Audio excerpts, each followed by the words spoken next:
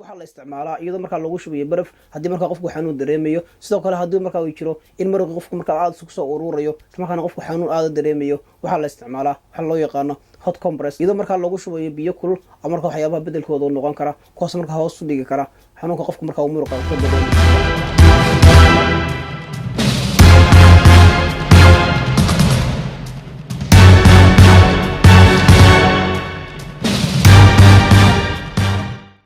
السلام عليكم ورحمة الله وبركاته. كل وعنا ونقسم ملك الدنيا كجوتان ومركز البرنامج عافيمادك isla mawduuceenan ayaa waxaan kaga hadli doonaa hababka loo daweeyo isla markaana looga hortago xanuunada ku dhaca lafaha iyo isgoysyada oo ah mid ka mid ah xanuunada ugu badan ee hadda markaa dunida kusoo badanaya, kaas oo markaa dad badan aad ay uga cabanayaan. marka laga hadlayo celcelis ahaan dalka Mareykanka oo kale oo ka mid ah dalalka dunida ugu weyn, waxay sanadkii ku dhacaan in ka badan 26 milyan oo qof kuwaas markaa raadsada daryeel caafimaad si looga daweeyo xanuunada ay markaa ay dareemayaan. marka laga hadlayo xanuunka laga dareemo lafaha iyo isgoysyada inta badan waxa u sababa dhaawac qofka soo gaaray iyo sidoo kale xanuunka loo yaqaan arthritis-ka oo dadka Soomaalida u yaqaanaan rheumatism-ka oo inta badan ku dhaca isgoysyada lafaha. marka laga hadlayo dadka waaweyn waxay dareemaan xanuun kaas oo ka imanaya isgoysyada lafaha, mararka qaarkoodna waxaa laga yaabaa in xanuunkaas uu ka sii daro, taas oo markaa sababta in meelo kale oo ka mid ah isgoysyada markaa qofka jirkiisa oo markaa xanuunka uu ka dareemo. waxaana sidoo kale dhici karta in dhammaan uu ku wada baaho ama wada gaadho dhammaan qaybaha lafaha ee markaa jirka qofka. sidoo kale waxaa dhici karta in qofku xanuunka uu ka dareemo inflammation-ku ah bararkii, seedihii, carjawdii, lafihii iyo murqihii oo kale. xanuunka markaa qofku dareemayo ayaa laga yaabaa inuu ka hor istaago shaqooyinkiisa markaa hawl maalmeedka ah, taas markaa keeni karta in qofku aanu qaban haba yaraatee wax shaqaa. taasina markaa waxay caqabad ku noqon kartaa qofka noloshiisii. waana sababta aan uga hadlayno mawduuceenan si markaa aynu hoos ugu dhigno ama u daweyno xanuunada qofku markaa uu ka dareemayo isgoysyada iyo sidoo kale lafaha. haddaba halkan waxaan kaga hadlaynaa 8 hab oo qofka isagoo gurigiisa jooga uu isaga daweyn karo xanuunada laga dareemo isgoysyada iyo sidoo kale lafaha. habka koowaad ee markaa lagu daweeyo xanuunada laga dareemo lafaha iyo isgoysyada waa dawooyinka loo yaqaano over the counter drugs ama medicine-ka, kuwaas oo inta badan iyagu aan u baahnayn qoraal dhakhtar isla markaana qofku suuqa kasoo iibsan karo ama farmasiga. dawooyinkan waxaa ka mid ah kuwa loo yaqaano non-steroid anti-inflammatory drugs.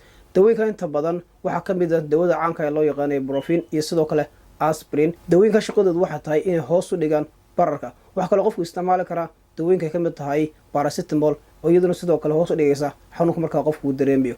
haddaba marka laga hadlayo dawooyinka loo yaqaano non-steroid anti-inflammatory drugs-ka ay ka mid yihiin ibuprofen sana sheegnay, dawooyinkaanu sheegnay waxaa laga yaabaa in muddo kooban markaa qofku ay ka baabiyaan xanuunadii uu ka dareemayay isgoysyada iyo sidoo kale lafaha. waxaa sidoo kale lasoo jeedinayaa inaan qofku muddo dheer aanu isticmaalin dawooyinkaas, sababta waxay keeni karaan xanuunada ku dhaca wadnaha, waxaa kaloo ay keeni karaan xanuunada ku dhaca habdhiska dheef mareenka sida markaa mindhicirka iyo sidoo kale caloosha, kuwaas oo ay ku sameyn karaan boogaha markaa ku samaysma ama nabarada. waxaa kaloo ay keeni karaan xanuunada ku dhici kara keliyaha oo mararka qaarkood sabab noqon kara in markaa keliyaha shaqadii ay joojiyaan. habka labaad, marka laga hadlayo habka labaad wuxuu bedel u noqon karaa dawooyinka loo yaqaano non-steroid anti-inflammatory-ga. habka labaad wuxuu qofka ka caawinayaa in hoos loo dhigo xanuunada ka dareemayo isgoysyada iyo sidoo kale lafaha.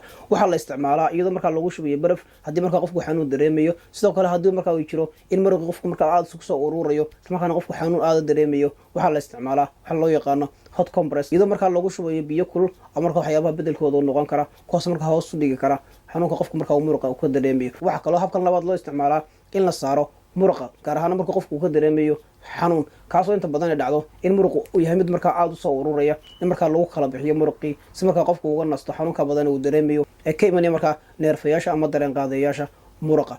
taasina markaa habka labaad ee lagu daweeyo ama hoos loogu dhigo adoo gurigaaga jooga xanuunada laga dareemo lafaha iyo isgoysyada. habka saddexaad, marka laga hadlayo habka saddexaad ee loo daweeyo xanuunada ku dhaca isgoysyada iyo lafaha, wuxuu qofku isticmaalaya waxa loo yaqaano Epsom salt, taasoo markaa uu ku shubayo meesha markaa qofku uu ku meedho ama sidoo kale baaldiga ama baafka markaa qofku cagaha uu gelinayo, taasoo markaa ka caawinaysa in hoos u dhigto xanuunadu ka dareemayay lafaha iyo isgoysyada. habkan saddexaad wuxuu la mid yahay waxyaabihii loo isticmaalayay hot compress-ka oo waxyaabihii markaa la dul saaraya kululaa meesha markaa qofku uu ka dareemayo in muruq uu soo ururiyo, taasoo markaa qofku xanuun dareemayo. waxaa sidoo kale ku jira Epsom saltiga magnesium. macdanta loo yaqaan magnesium shaqadeedu waxay tahay in hoos u dhigto inflammation-ka ama bararka isgoysyada iyo lafaha.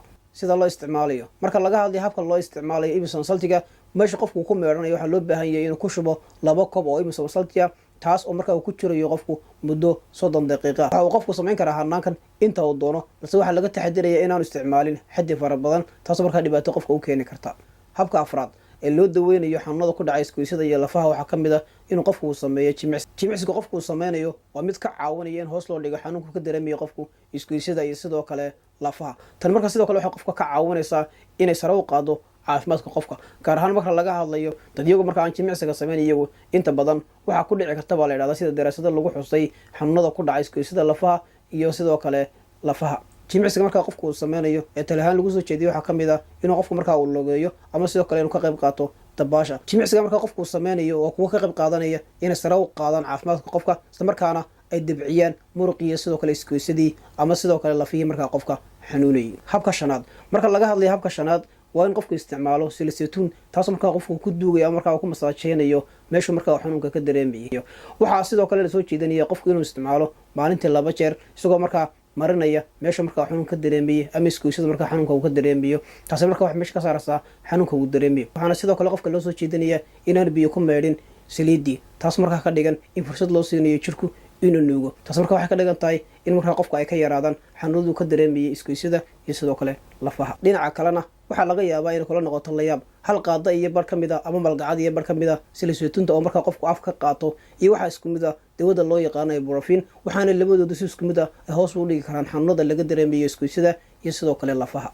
habka 6aad, marka laga hadlayo hababka dabiiciga ee loo daweeyo xanuunada laga dareemo lafaha iyo isgoysyada waxaa lasoo jeedinaya qofku inuu isticmaalo dawooyin dheeriya kuwaasoo markaa qofka u buuxinaya haddii markaa jirkiisa ay ka maqan yihiin ama ay ku yar yihiin maadooyinka qaar, kuwaasoo laga yaabo inay qofka hoos uga dhigi lahaayeen ama markaa meesha ka saari lahaayeen xanuunada uu ka dareemayo isgoysyada iyo lafaha. dawooyinka marka aynu sheegayno ee markaa qofka kaabid u noqon karo waxaa ka mid ah kuwa markaa laga heli karo suuqa ama markaa qofku geebsan karo dukaamada iyo sidoo kale farmasiyada, kuwaasoo markaa qofka aan looga baahnayn in markaa uu dhakhtar usoo qaro, kuwaasoo markaa qofka ka caawin kara inay hoos u dhigaan xanuunada markaa uu ka dareemayo isgoysyada iyo sidoo kale lafaha. waxyaaba markaa qofka kaabida u noqonaya waxaa isugu jiri karaan cuntooyin markaa qofka uu qaadanayo iyo sidoo kale dawooyinka qaarkood. waxyaaba markaa lasoo jeediyo waxaa ka mid ah macdanta magnesiumka oonu sheegna markaa in hoos u dhigto inflammationka ama bararka laga dareemo isgoysyada iyo sidoo kale lafaha. waxaa kaloo ka mid ah huruudda, waxaa kaloo ka mid ah vitamin d-ga, waxaa kaloo ka mid ah calciumka oo dhammaantood ah kuwa markaa u wanaagsan marka laga hadlayo vitamin d-ga iyo calciumku lafaha. waxaa kaloo ka mid ah waxyaabaha kasoo go-a markaa dhirta, iyo ugu dambeynta waxaa ka mid ah saliidda markaa